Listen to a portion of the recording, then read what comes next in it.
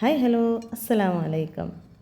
അടുക്കളയിൽ നിന്നപ്പോൾ വെളിയിൽ ആരോ കിളയ്ക്കുന്ന ശബ്ദം കേട്ട് വന്ന് നോക്കിയപ്പോൾ അതാ എൻ്റെ 2 വയസ്സുകാരൻ കയ്യിലൊതുങ്ങിയ ഒരു കൊച്ചു കുന്താലി എടുത്തിട്ട് നല്ല അധ്വാനത്തിലാണ് രാവിലെ തന്നെ. കുറച്ച് നേരം അവനെ നോക്കി നിന്ന് ഒരു വീഡിയോ എടുത്തു. അപ്പോഴാണ് ഞാനൊരു കാര്യം മനസ്സിലാക്കിയത്. നമ്മുടെ കുട്ടികൾ നമ്മൾ പറയുന്നത് കേട്ടല്ല പഠിക്കുന്നത്, നമ്മൾ ചെയ്യുന്നത് കണ്ടാണ്.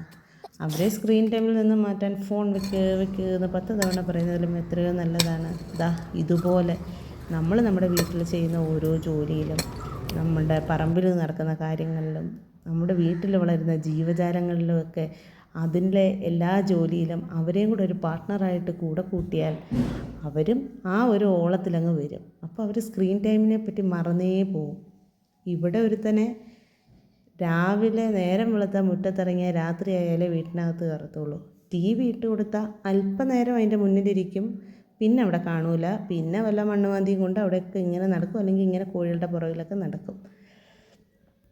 ഇവിടെ ഫോൺ ഗെയിമുകളില്ല, ആനിമേഷൻ കളികളില്ല. കയ്യിൽ തൊട്ടറിയുന്ന കൂട്ടുകൂടുന്ന ജീവനുള്ള കൂട്ടുകാരുണ്ട്. ഒരു കോഴിക്കുഞ്ഞിനെ സ്നേഹത്തോടെ തൊടുമ്പോഴാണ് മറ്റൊരു ജീവനെയും വേദനിപ്പിക്കരുത് എന്ന കുഞ്ഞു പാഠം അവൻ മനസ്സിലാക്കുന്നത്. സഹജീവികളോട് സ്നേഹമുള്ള ഒരു തലമുറ വളരേണ്ടത് മണ്ണിൽ നിന്ന് തന്നെയാണ്. നല്ലൊരു നാളേക്ക് വേണ്ടി നമ്മുടെ മക്കളെ മണ്ണിനെയും മനുഷ്യനെയും മരങ്ങളെയും പ്രകൃതിയെയും സ്നേഹിക്കാൻ പഠിപ്പിക്കാം.